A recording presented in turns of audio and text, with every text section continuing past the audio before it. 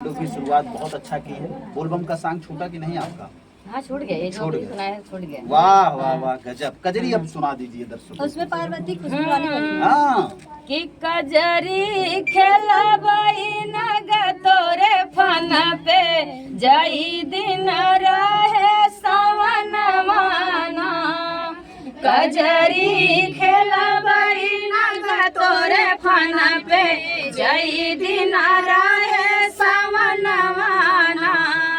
सोने की थाली में जेवना बनाए, सोने की थाली में जेवना, हाँ हाँ सोने की थाली में जेवना, जेवना जेबई नग तोरे फन पे जई दिन रहे सवनवाना।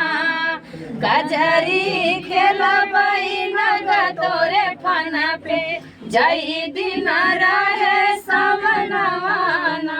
वाह गजब। चलिए एक सवाल और वो आखिरी सवाल विनायक जी से रहेगा। विपिन